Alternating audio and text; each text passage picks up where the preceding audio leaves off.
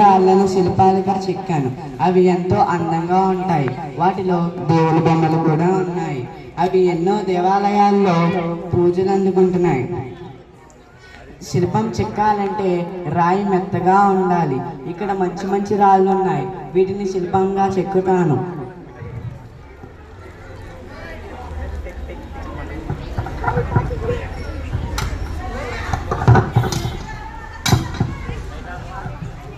అబ్బా, బాగుంది. దీన్ని శిల్పంగా చెక్కుతాను.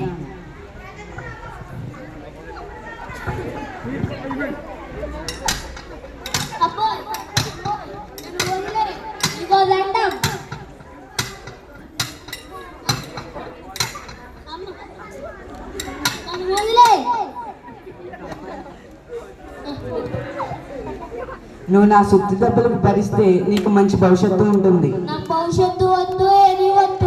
అయితే నీ కర్మ. పోనీ ఈ రాయను చూద్దాం.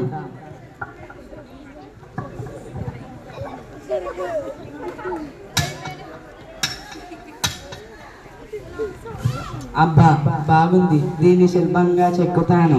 నువ్వు నా సుత్తి దెబ్బలకు ఏడవ్వు కదా.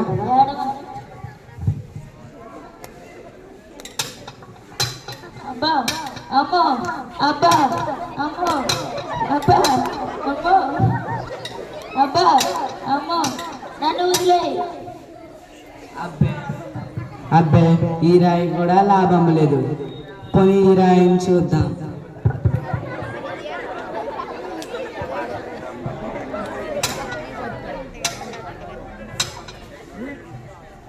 అబ్బా, బాగుంది.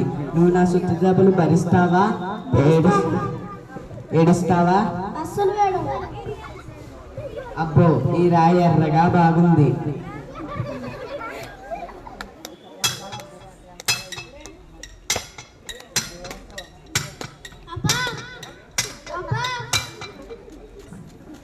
ఆపేనా?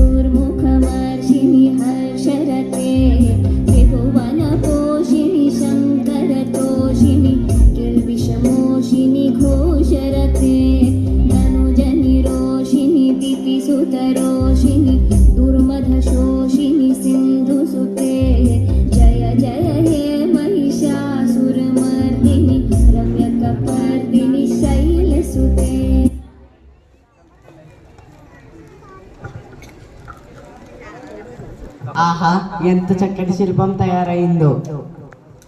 ఇప్పుడు మనం చూసిన నాటకంలో రాదు అనుకునే రాయి కూడా